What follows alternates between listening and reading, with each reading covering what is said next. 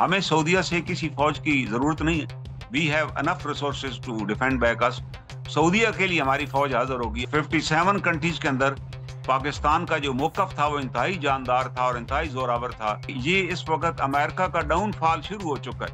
मुल्क के अंदर इसकी हालत ये है कि 70% लोग रायमा जो है वो फलस्तीन के हक में आ चुकी है। अब तो ट्रंप किसी भी फंक्शन में जाता है, लोग मुजाहरा करते हैं, कोई भी उनकी मीटिंग होती है वहां लोग मुजाहरा करते हैं। कनाडा और जर्मनी ने भी कह दिया हुआ है, फ्रांस भी कह चुका है अगर इसराइल की ये गुंडागर्दी जारी रही तो हम मजबूर हो जाएंगे कि फलस्तीनी रियासत को हम तस्लीम कर लें और हम अमेरिका का ज्यादा साथ नहीं देंगे। अस्सलाम वालेकुम नाज़रीन, मोहम्मद कजाफी को मतलब फिर हाजिर है नया दौर के प्लेटफॉर्म से। नाज़रीन, आज हमारे साथ मौजूद है कर्नल इनामुर रहीम साहब। अस्सलाम वालेकुम कर्नल साहब, क्या हाल है आपके? जी वालेकुम सलाम वरहमतुल्लाह। जनाब मेरे नाज़रीन को भी मेरा सलाम पहुंचे, बहुत बहुत शुक्रिया। अ, बिल्कुल बिल्कुल। कैसे अच्छा मिजाज हैं कर्नल जनाब? साहब, अभी पाकिस्तान और सऊदी अरब के डिफेंस मुआहिदा हुआ है, डिफेंस एग्रीमेंट हुआ है। इसमें पाकिस्तान सऊदी अरब को क्या देगा और सऊदी अरब पाकिस्तान को किस तरह फैसिलिटेट करेगा इसके बदले में? देखा जाए तो पाकिस्तान और सऊदीया के तारीखी तल्लुकात हैं। 1962 से पाकिस्तान के सऊदीया के साथ कई मुआहदे हुए। हमने वहां पर ट्रेनिंग के तौर पर ब्रिटिश ट्रुप्स भिजवाए और जब सदाम हुसैन के सर पे भूत सवार था और वो सऊदीया पर भी उसने मिसाइल अटैक किए, तो उस वक्त भी पाकिस्तान ने अपनी फौज इराकी बॉर्डर पर भेजी जिसने वहां से उसको प्रोटेक्ट किया। और उस वक्त भी हमने इसी ग्राउंड पे फौज भेजी थी कि अगर सऊदी सरजमीन पे हमला हुआ तो हम उसे रोकेंगे। वो हमला रुक गया। फिर सद्दाम हुसैन ने भी हमला नहीं किया। लेकिन इस दफा दोहा कॉन्फ्रेंस के बाद पाकिस्तान ने जो वहां स्टैंड लिया दोहा कॉन्फ्रेंस के अंदर कि हम तमाम फलस्तीनियों की हिफाजत के लिए हम खड़े हैं और जो भी दोहा कॉन्फ्रेंस के अंदर इस्लामिक नेशन फैसला करेंगी हम उसको उस पर अमल दरामद करेंगे और इसराइल को हम दुश्मन नंबर 1 समझते हैं। और उसके बाद सिक्योरिटी काउंसिल में भी पाकिस्तान ने फलस्तीनियों के हक में बड़ी बुलंद आवाज उठाई और पाकिस्तान ने इसराइली सफीर को वहां स्नब भी किया और इसका नतीजा निकला कि उसको मदद करनी पड़ी। तो ये वो पाकिस्तान का स्टैंड था जिसकी वजह से अरब कंट्रीज ने सोचा कि हम पाकिस्तान से क्यों ना मुआहदा करें। बाकी भी अरब कंट्रीज यही चाहते हैं, लेकिन सऊदी अरब इसमें लीड ले गया। उन्हें रिक्वेस्ट की कि हम आपके साथ एक म्यूचुअल डिफेंस प्रोटेक्शन पैक्ट करना चाहते हैं। ये बामी एक मुआहदा है जिसका मतलब यह है कि सऊदीया पर हमला जो है वो पाकिस्तान पर हमला तस्वर किया जाएगा और अगर पाकिस्तान पर भी कोई हमला करता है तो सऊदीया पर हमला करेगा। हमें सऊदीया से किसी फौज की जरूरत नहीं है। We have enough resources to defend back अस। सऊदीया के लिए हमारी फौज हाजिर होगी अगर खुदा न खासा वहां, और वो हमारे लिए भी दो तकरीबन सबसे ज्यादा आप कह लें मुकद्दस तरीन जगह हैं, मदीना मुनव्वरा और मक्का मुअज़्ज़मा। अगर खुदा न खास्ता दुश्मन उसकी तरफ मैली निगाह से भी है तो हमने तो अपनी जान कुर्बान करके उसको बचाना चाहिए। हमने उनसे मुआहदा किया और इसके बड़े फार रीचिंग इफेक्ट्स होंगे खित्ते में भी और पाकिस्तान के ऊपर भी। आप देख लें इंडिया को सांप सूंघ गए, वो कह रहे हैं हम इसका जायजा ले रहे हैं। और ये बहुत बड़ी एक हमारी कामयाबी है। अल्लाह ने हमें बहुत बड़ी इज्जत अता फरमाई है कि 57 कंट्रीज के अंदर पाकिस्तान का जो मौकफ था वो इंतहाई जानदार था और इंतहाई जोरावर था, जिसकी वजह से दे डिसाइडेड कि पाकिस्तान पे ट्रस्ट किया जा सकता है। पाकिस्तान वैसे भी एक न्यूक्लियर पावर है और इसके अलावा इस रिसेंट जंग में जो इंडिया के साथ हमारी हुई, हमने इंडिया के हथियारों को इंडिया ही की हदूद के अंदर गिराया और इंडिया ही के लीडर्स ने, सबसे अहम लीडर उनका सब जो है सवामी सब्रमनियम है बीजेपी का, उसने खुद एडमिट किया कि पाकिस्तान ने हमारे साथ त्यारे मार गिराए। और अब तो उन्होंने लिस्ट भी कर दिया। इंडिया के पास दी बेस्ट डिफेंस था दुनिया का जो उसने रशिया से खरीदा हुआ था, फिर उसका अपना डिफेंस सिस्टम भी था और उसके अलावा भी उसने फ्रांस से त्यारे लिए हुए थे।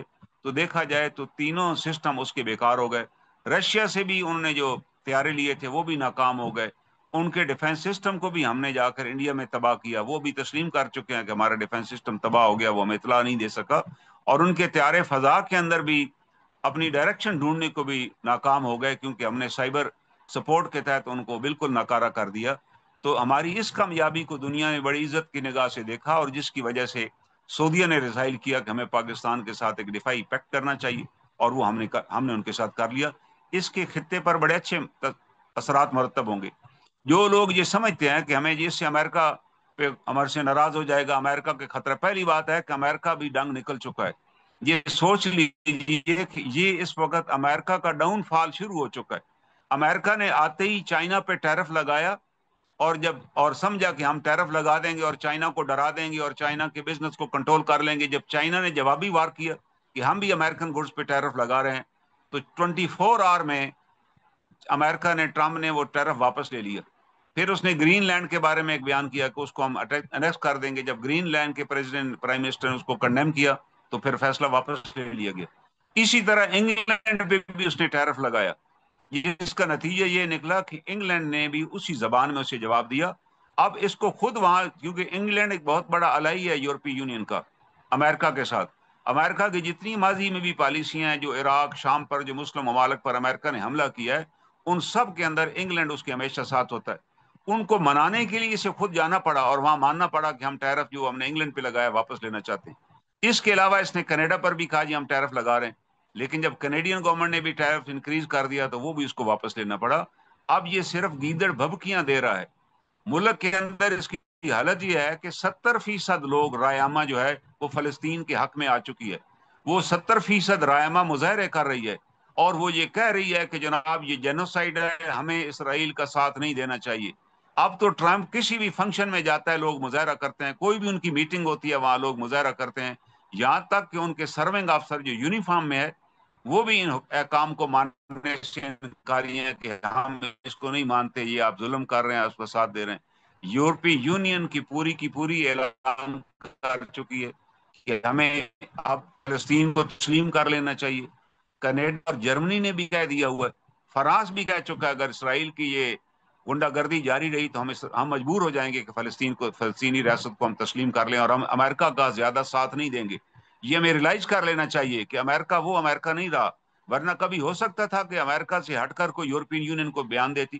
یورپین لیڈرز نے امریکہ کی پالیسی کو اوپنلی کنڈیم کیا ہے کہ امریکہ ان نیسیسری سپورٹنگ. اور آپ دیکھ لیں یورپی یونین کے تمام ممالک کے اندر فلسطین کے حق میں مظاہرے ہوئے, یہاں تک کہ تل ابیب کے اندر 2 لاکھ لوگوں نے مظاہرہ کیا کہ we are against the genocide, یہ بند کیا جائے کیونکہ ہم آئسولیٹ ہو جائیں گے دنیا میں, ہم دنیا میں کسی جگہ منہ دکھانے کے قابل بھی نہیں ہوں گے. اور یہ ایک بہت بڑی اچیومنٹ ہے میں سمجھتا ہوں فلسطینیوں کے, کہ دنیا کے اندر وہ جو انسانیت ہے وہ جاگ چکی ہے اور وہ سارے کے سارے آوازیں بند کر رہے ہیں, اور اس کو بھی سمجھ آ گئی. پہلے ہمیں یہ ڈر تھا کہ اگر معاہدہ ہوتا کہ جی اس کا ریئیکشن کیا آئے گا مسلم ورلڈ میں سے. فار ایگزامپل ایران سمجھ سکتا ہے کہ یہ معاہدہ کہیں ہمارے خلاف نہ ہو, لیکن جب سے ایران کے اوپر امریکہ نے حملہ کیا ہے تو ایران کو بھی پتہ چل گیا کہ ہمارا اصل دشمن سعودی عرب نہیں ہے, ہمارا اصل دشمن امریکہ ہے. دیکھیں نا, امریکہ نے ایران کے اوپر کس لیے حملہ کیا؟ کیونکہ جب اسرائیل نے ایران پر حملہ کیا تو ایران نے جوابی حملہ کیا. ایران نے جوابی طور پہ 5 ایئرپورٹس بیسز پر حملہ کیا, ان کی نیوکلیئر سائٹس پر حملہ کیا, ان کی شہری آبادی 2000 کے قریب جو ان کی ریزیڈنٹ یونٹس ہے وہ ایران نے تباہ کی. نتیجتاً ان دنوں میں انٹائر جو یہودی آبادی تھی اسرائیل کی وہ بنکر میں جا کے سوتی تھی, گھروں میں نہیں سوتی تھی. ان کی جتنی ینگ جنریشن تھی ان کو ایئرپورٹوں پہ جگہ نہیں ملتی تھی, دے لیفٹ اسرائیل. اور اتنا نیچے چلا گیا اور کہ اس کو نیتن یاہو کو بھی سمجھ نہیں آ رہی تھی how should I face my nation. ان کو ریسکیو کرنے کے لیے امریکہ نے پہلے ایران کو دھمکی دی, میں آپ کو 2 ویکس دیتا ہوں, پھر اپنے اس 2 ویکس وعدے سے بھی ہٹ گیا اور ایران کے اوپر بغیر کسی اشتعال کے حملے کر دیے. اور وہاں بس یہ ان کی نیوکلیر فیسلٹی کو کوئی نقصان نہیں پہنچا, ایران ذہنی طور پہ اس کے لیے تیار تھا, لیکن اس کا نتیجہ یہ نکلا کہ ایران کے ذہن میں یہ بات بیٹھ گئی, ایران کو سمجھ آ گئی کہ ہمارا اصل دشمن اس خطے میں اسرائیل اور امریکہ ہے, سعودی عرب نہیں ہے جس کو ہم دشمن بنائے بیٹھے ہیں. یہ تو سی آئی اے کا کارنامہ تھا, ان دونوں کے درمیان اتنا اختلاف بڑھا دیا کہ ایک دوسرے کو دشمن سمجھنے لگے. آج تک تو سعودی عرب کے نے کوئی میزائل ہی نہیں فائر کیا ایران کی طرف, چند بیانات ہی آتے رہے. بٹ ناؤ شکر ہے کہ امت کے مسلم ممالک کے اندر یہ بات آ رہی ہے, ان کے اندر آگاہی آ رہی ہے ان کو اپنے اصل دشمن کو پہچانے. اور یہی بات تھی کہ آج سے پہلے یمن اور سعودی عرب آپس میں دشمن تھے, ان کے بارڈر پہ کئی ان کی خلاف ورزیاں ہو چکی ہیں. اس کے لیے اس نے فوج ریز کی اور اس کے لیے انہوں نے راحیل شریف صاحب کو وہاں کمانڈر بنایا کہ جی وہ ہمارے بارڈر کو پروٹیکٹ کریں گے. لیکن اب ان کو بھی پتہ چل گیا یمن کو, کیونکہ جب یمن پر اسرائیل نے حملہ کیا اور یمن کے وزیر اعظم کو اس کی کئی ممبران کے ساتھ شہید کر دیا, تو یمن نے بھی ریلائز کر لیا کہ ہمارا اصل دشمن تو اسرائیل ہے, ہمیں اس کے ساتھ لڑنا چاہیے. دراصل یہ سب سے اہم نقطہ ہے, جتنی جلدی ہمیں مسلم امہ کو یہ سمجھ آ جائے اتنا ہمارے لیے بہتر ہے. آج تک ہم آپس میں لڑتے رہے ہیں, इराक एक बहुत बड़ी ताकत थी खित्ते की, इसराइल उससे खौफजदा था, मगर इसराइल ने ही बरतानी और अमेरिका को तैयार किया कि आप इराक पर हमला करें, और पहले उन्होंने इराक और ईरान को लड़ाया और फिर हमला करके उसे तबाह कर दिया। अब लोगों को समझ आ गई कि हमारे साथ तो जनाब बहुत बड़ी साजिश होगी। तो मुस्लिम उम्मा को ये देखना चाहिए और सोचना चाहिए कि इनके पास इतने वसाइल हैं जो ना खत्म होने वाले हैं, तो ये अपने वसाइल को यूटिलाइज करें, अमेरिका पे भरोसा ना करें। हमें भी जान लेना चाहिए कि अमेरिका ने, हम सीटो सेंटो के मेंबर है, हमें क्या मिला? नतीजा ये निकला कि रशिया हमारे साथ हो गया। 65 की जंग में अमेरिका ने हमारे साथ क्या किया? जब जंग हुई, अमेरिका ने एम्बार्गो लगा दिया कि जी हम दोनों लड़ने वाले खितों की मदद ही नहीं करेंगे। रशिया तक का तो कोई नुकसान ही नहीं हुआ अमेरिका इंडिया का, क्यों? इंडिया सारा असला रशिया से ले रहा था, वो उसको मिलता रहा। नुकसान तो हमारा हुआ। वो तो शुक्र है कि ईरान और टर्की ने हमें असला दिया और अम्यूनिशन हमें दिया, वरना तो हम we were short of ammunition. फिर 71 में भी हमारे साथ उसने यही धोखा किया, हमें कहा जी हमारा बैरी बेड़ा आ रहा है, और हम उस बैरी बेड़े के इंतजार में बैठे रहे, जबकि ना वो बैरी बेड़ा आना था ना वो आया। नतीजा ये निकला कि वहां पर हमें शिकस्त होगी, हमें नुकसान पहुंचा। और वो CIA का ही प्रोजेक्ट था कि बांग्लादेश को आजाद किया जाए, पाकिस्तान को अलहदा किया, उससे अलहदा कर दिया जाए। तो आज भी आप देख लें, जब वो ईरान पर हमला कर सकता है, जब वो इस पर हमला, तो कतर पर हमला हो गया, जबकि वहां कतर ने और मिडिल ईस्ट कंट्रीज ने 2 ट्रिलियन का असला अमेरिका से खरीदा, इन्वेस्टमेंट वहां पर की, सिर्फ इसलिए कि हम प्रोटेक्ट हो जाएं। उनको भी एहसास हो गया कि 2 ट्रिलियन से भी हम प्रोटेक्ट नहीं हुए, और हमें अमेरिका ने यहां बताया भी नहीं। अमेरिका ने ये कहा कि हमने हमले से चंद मिनटों ने पहले बताया कि जी हमला हो रहा है। भाई आपके एयर बेसिस से उनको रिफ्यूलिंग की गई, और अब तो इसराइल के अफसरों ने भी मान लिया है कि we discuss the entire plan with America, और अमेरिकन प्रेसिडेंट की अप्रूवल के बाद हमने अटैक किया। ये चीज सामने आ चुकी है। अब अरब ने ये रियलाइज किया कि हमें मजीद अमेरिका पे कोई भरोसा करने की जरूरत नहीं है। अमेरिका नाकाबिल एतमाद है, उसके मुंह को मुसलमानों को खून लग चुका है। किस तरीके से उसने लीबिया को तबाह किया, किस तरीके से उसने शाम को तबाह किया, किस तरीके से उसने इराक को तबाह किया, ये तो अब हमारे इन मुस्लिम हुक्मरानों को सोचना चाहिए। अब ये सोचने का वक्त है। इस वक्त अमेरिका के हाथ से यूरोपीय यूनियन निकल चुका है। इस वक्त उसके हाथ से वो कमान, वो जो सिंगल पावर थी, वो खत्म हो रही है। अब तो चाइना और रशिया मर्ज कर रहे हैं दुनिया के अंदर। आज देखें ना, अमेरिका ने ये बयान दिया कि जी पिछले सदूर थे, उनकी हमाकत थी, जिन्होंने बटग्राम, ये जो अड्डा था बेग्राम का, रशिया के अफगानिस्तान के हवाले किया। ये हम वापस लेंगे, क्योंकि इसके जरिए से हम सर्विलेंस कर सकते थे चाइना की। तो चाइना का बड़ा जबरदस्त बयान आया, उसने कहा जी आप कैसे ले सकते हैं। और तालिबान गवर्नमेंट का भी बयान आ गया कि किसी भी सूरत में हम आपको ये अड्डा नहीं देंगे। जाहिर है वो नहीं देंगे अड्डा, ये ले भी नहीं सकते। तो हमें अपने पड़ोस में भी उनकी, और जाहिर है ये अड्डा न सिर्फ चाइना के लिए था, ये अड्डा रशिया की सर्वेलेंस की भी था और हमारे लिए भी कर था। यहाँ पर उन्होंने अपनी एक पूरी यूनिट रखने का प्रोग्राम बनाया था, जिसका मीडिया में भी खबर आ गई कि पाकिस्तान के न्यूक्लियर एसेट्स के बारे में हमें खतरा है कि ये एसेट्स जो है टेररिस्टों के हाथ में न लगे। तो उसके लिए हमने एक पूरी यूनिट तैयार की है, जो बगराम एयरपेस पे रेडी होगी। जब हम चाहेंगे पाकिस्तान में हमला करके पाकिस्तान से हथियार संभाल लेंगे और छीन लेंगे और पाकिस्तान को निहत्था कर देंगे। लेकिन अल्हम्दुलिल्लाह जब तक पाकिस्तान एक न्यूक्लियर पावर है, कोई दुनिया की ताकत पाकिस्तान की तरफ मैली निगाह से नहीं दे सकती, ना हमला कर सकती है, ना सोच सकती है। इसकी छोटी सी मिसाल है, हमें डरने की जरूरत नहीं अमेरिका से कि अमेरिका को बहुत बड़ी पावर है। अमेरिका के साथ ही एक मुल्क है छोटा सा क्यूबा, छोटा सा मुल्क है, हमारे पाकिस्तान के एक जिले के बराबर है क्यूबा। अमेरिका ने वहां पर भी, जब फेडरल कास्त्रो थे, उन्होंने अमेरिका के खिलाफ बड़ा जबरदस्त माज खड़ा किया और अमेरिका के खिलाफ बड़े बयान दी, जिसका नतीजा ये निकला कि अमेरिका ने अपनी एक यूनिट वहां लॉन्च की, उसको पावर से हटाने के लिए कि हम कब्जा कर लेते हैं। लेकिन हुआ क्या कि क्यूबा की अवाम निकल आई, उसकी छोटी सी फौज थी, उनने उन तमाम लोगों को मार डाला जिन्होंने क्यूबा पर हमला किया था। नतीजतन जॉन एफ कैनेडी को माजरत करनी पड़ी, माफी मांगनी पड़ी, और उसको लोगों ने भी कहा कि तुमने अपनी एजेंसियों के कहने पे तुमने लॉन्च किया, तुम्हें नहीं पता था वहां से रिटेलिएशन आएगी। आज भी क्यूबा वहां मौजूद है, आजाद मुल्क है, छोटा सा मुल्क है, उसकी अपनी पॉलिसी है, और अमेरिका की हर पॉलिसी को क्रिटिसाइज करता है, और अभी भी मौजूद है। अमेरिका उसको कुछ भी नहीं बिगाड़ सका। हमें अपने पांव पर खड़ा होना चाहिए, अपने वसाइल को देखना चाहिए। दुनिया की कौन सी ऐसी नेमत है जो अल्लाह ने हमें अता नहीं की? अमेरिका की कितनी स्टेट्स हैं जिनके पास पीने का पानी भी नहीं है, कितनी स्टेट्स हैं जिनके पास जलाने के लिए गैस भी नहीं है। अल्लाह ने हमें दुनिया बिल्कुल जहान के वो वसाइल अता किए हैं, हमारे पास बिल्कुल वो कर्ण साहब, आप प्रेशियस बिल्कुल ठीक कह नहीं रहे है हैं। मैं आपसे ये जो पूछना दुनिया के चाहता हूँ कि दीगर क्या अब ममालिक के हम पास सऊदी नहीं है। अरब को भी एटमी ताकत कंट्री समझ सकते हैं? बिल्कुल, जब हम उनके साथ खड़े हैं اصل میں یہ ایٹم بم استعمال نہیں کرنا ہوتا کسی نے کہ آج کے زمانے میں ہم کہیں جی ہم مار دیں گے، نہیں، اس کی اپنی پریزنس ہے ایک، دشمن کو پتا ہے کہ they are the nuclear power. آپ تھوڑی سی مثال ہے نا، یوکرین بھی نیوکلیر پاور تھا، اس کے پاس ارسنل تھا، جتنے سوویت یونین کے میزائل تھے نیوکلیر وہ یوکرین کے پاس تھے. یوکرین کے لیڈروں کے ساتھ معاہدہ کیا گیا جس میں امریکہ، انگلینڈ اور رشیا، جس میں انہوں نے کہا کہ آپ اگر اپنے یہ ہتھیار نیوکلیر سرنڈر کر دیں، ہم آپ کی اکانومی کو بہتر کریں گے اور آپ کو گارنٹی دیں گے. آپ دیکھیں نا، انہوں نے حماقت کی، وہ سرنڈر کیے، ان نے مالی امداد دی، اور اس کے بعد رشیا چڑھ دوڑا. رشیا نے کتنے ان کے علاقوں پہ قبضہ کر لیا. اب نہ امریکہ نے مدد کی نہ انگلینڈ نے مدد کی، تھوڑے کوئی جہاز شاز بھیج دیے. اگر یہ نیوکلیر پاور ہوتا، اس کے پاس نیوکلیر میزائل ہوتے، تو رشیا جرت ہی نہ کرتا حملہ کرنے کی. تو ہمیں یہ سوچنا چاہیے کہ اللہ نے ہمیں نیوکلیر پاور بنایا ہے، یہ ہم کسی کی مدد سے نہیں بنے، یہ یاد رکھیے گا. امریکہ نے پوری کوشش کی کہ Pakistan should not become the nuclear power, مگر اللہ تعالیٰ کے فضل و کرم سے we became the nuclear power. امریکہ نے ہم پر مکمل سینکشنز لگائیں، لیکن اس کے باوجود میں سمجھتا ہوں یہ کریڈٹ ہے ذوالفقار علی بھٹو صاحب کا، جس نے ڈیسائیڈ کر لیا کہ ہم گھاس بھی کھائیں گے، کھانی پڑی تو کھائیں گے، مگر ہم نیوکلیر پاور بنیں گے. پھر اللہ تعالیٰ نے ڈاکٹر قدیر جیسے شخص کو ہمارے پاس بھیجا، انہوں نے ڈاکٹر قدیر کو اوپن چیک دیا، اور نتیجہ یہ نکلا انہوں نے کام کیا. اس میں جنرل ضیاء الحق کی بھی کنٹریبیوشن ہے، جن نے تمام وسائل ان کے آگے رکھ دیے کہ آپ اس پروگرام کو جس کو بھٹو صاحب نے شروع کیا تھا اس کو کمپلیٹ کریں.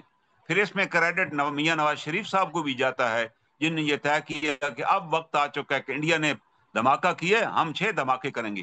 اور پاکستان نے دنیا میں ایک تاریخ رقم کر دی دھماکہ، ورنہ آج اگر یہ حالات ہوتے تو ہم دھماکہ بھی نہ کر سکتے، امریکہ میں دھماکہ کرنے بھی نہ دیتا. وہ علیحدہ بات ہے کہ ہم نے اپنے اس محسن ڈاکٹر قدیر کے ساتھ کیا کیا، وہ ایک علیحدہ کہانی ہے. لیکن یہ طے شدہ ہے کہ پاکستان ہیز دی کیپیبلٹی کہ تمام دنیا کی مخالفت کے باوجود we became the nuclear power from our own resources.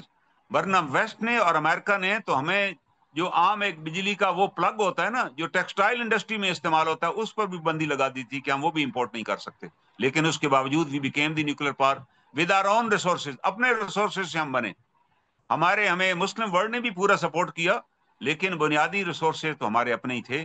Actually it is not the gun which matters, it is the man behind the gun who. India کے پاس ہم سے 10 گنا زیادہ اسلحہ تھا، مگر ان کا وہ اسلحہ اور جہاز ان کے کام نہ آئے. ہمارا بارڈر بھی دوسری دفعہ وہ کراس نہ کر سکے، ہم نے ان کے رافیل طیارے انہی کی سرزمین پر تباہ کیے، ان کا ڈیفنس سسٹم ہم نے انہی کی سرزمین کے اوپر تباہ کیا. یہ ایک بہت بڑی ہمیں اللہ کی طرف سے خوشخبری ہے. قرآن خود کہتا ہے انتم الاعلون ان کنتم مؤمنین، اگر تم مومن ہو تو تم ہی کامیاب ہو جاؤ گے. اب ہمارا جو اصل مسئلہ یہ ہے وہ انٹرنل انسٹیبلٹی ہے، کہ ہمارے ملک کے اندر جو اندرونی انتشار ہے، جو مختلف علاقوں کے اندر جو کاروائیاں ہو رہی ہیں، اس پر ہم قابو پائیں. اور اس کے لیے کوئی صرف آپریشن ہی حل نہیں ہوتا کہ ہم آپریشن ہی کریں. ابھی بھی بلوچستان میں ڈاکٹر مالک صاحب جیسی شخصیات موجود ہیں جو وزیر اعلیٰ بھی وہاں رہ چکے ہیں، جن کا ایک بڑا ہولڈ ہے پبلک کے اندر. وہ کوئی سردار نہیں، عام آدمی ہیں. ہمیں ان جیسے لوگوں کو لانچ کرنا، آگے لانا چاہیے، ان کی مشاورت سے بلوچستان میں آگے چلنا چاہیے، تاکہ بلوچستان میں بھی امن قائم ہو جائے. طاقت کے ذریعے سے آپ کچھ وقت کے لیے کسی خطے میں امن قائم کر سکتے ہیں، لیکن وہ امن مکمل امن نہیں ہوتا، وہ پھر کوئی نہ کوئی چنگاری سلگتی رہے گی. ہمیں بیٹھ کر اپنے بھائیوں کے ساتھ یہ طے کرنا چاہیے کہ آپ کے کیا مسائل ہیں، ہم ان کے مسائل کو کیسے حل کر سکتے ہیں. آپ ان کو ساتھ لے کر چلیں گے تو آپ کو کوئی مسئلہ نہیں ہوگا. دنیا کا کوئی مسئلہ ایسا نہیں ہے جو بیٹھ کے نہ طے کیا جا سکے.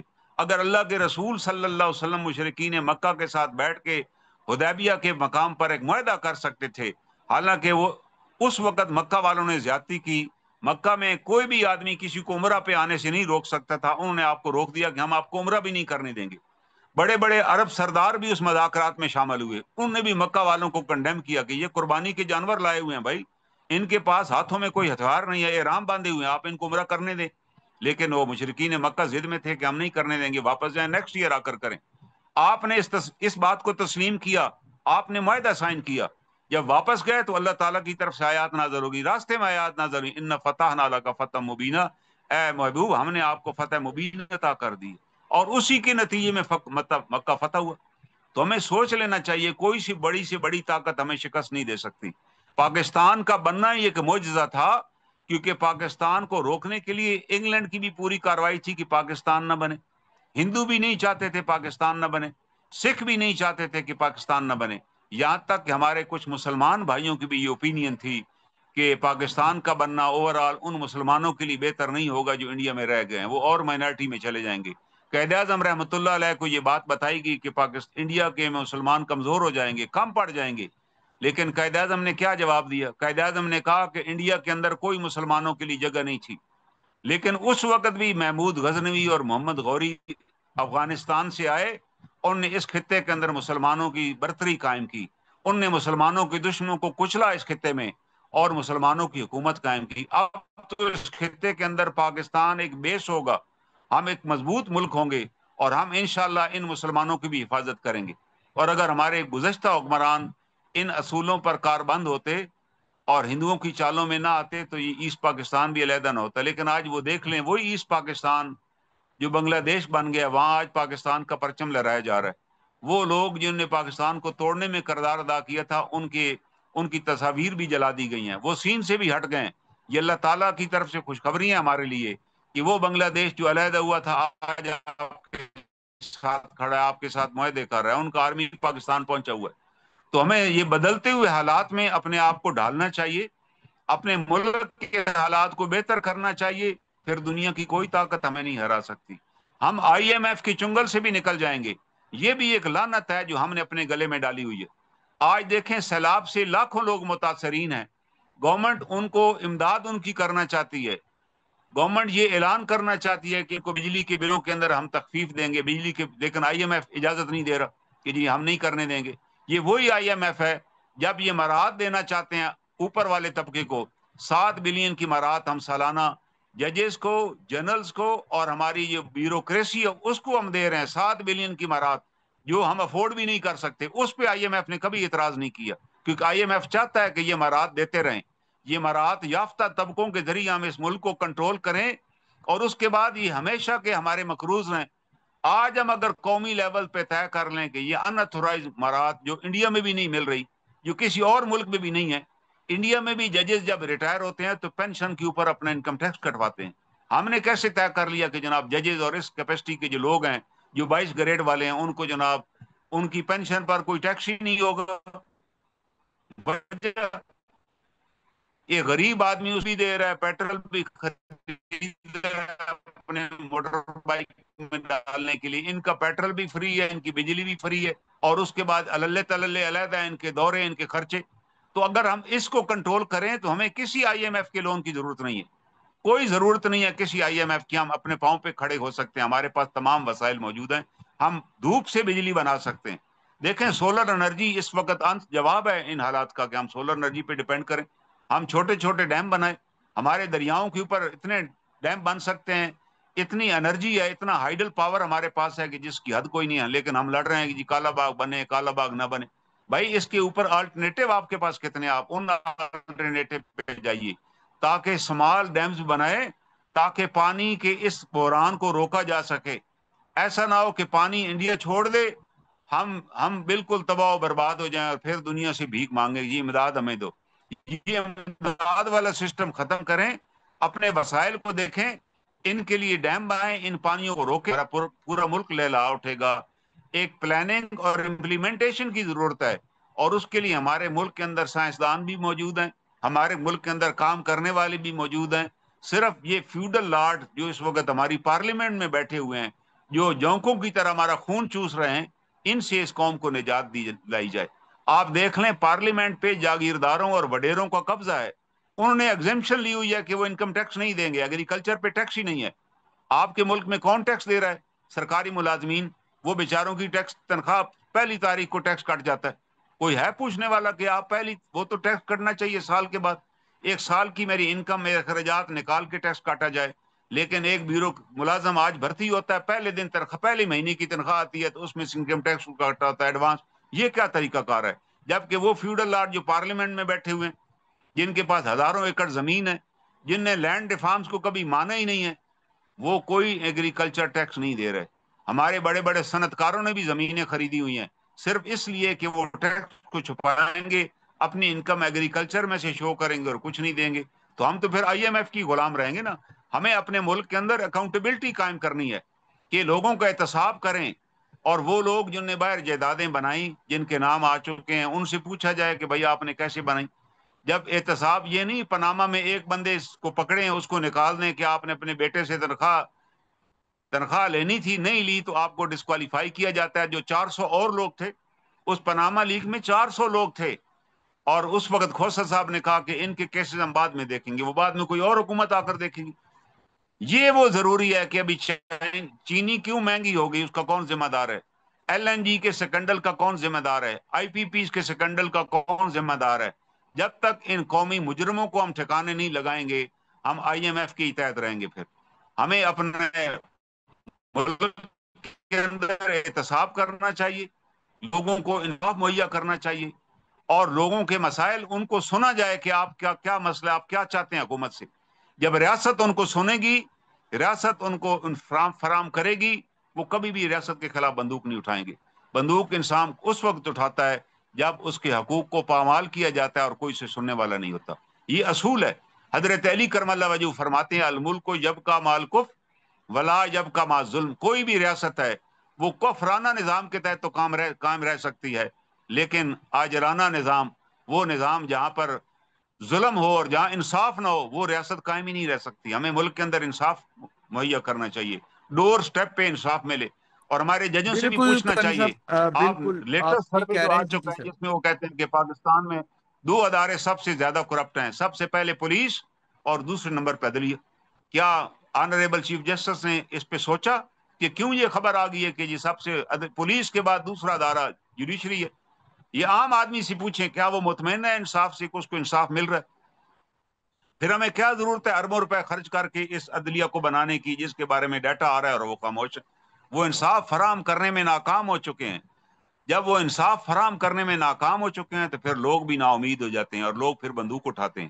آپ دیکھ لیں آئے روز عدالتوں کے اندر لوگوں کو قتل کر دیا جاتا ہے. کیا وہ کہتے ہیں جی اس نے ہمیں قتل کیا تھا, ہمارا قاتل تھا, ہمیں کوئی انصاف نہیں ملے گا, بہتر ہے آج ہمارے سامنے ہم خود ہی اس کو گولی مارے. یہ کب ہوتا ہے؟ جب آپ انصاف فراہم نہ کریں. آپ انصاف فراہم کریں ڈور سٹیپ کے اوپر, لوگوں کو فیسیں نہ بڑھائیں وہاں بیٹھ کے, جی ہم نے نئی فیس بنا دی ہے, نئے رولز بنا دیے ہیں.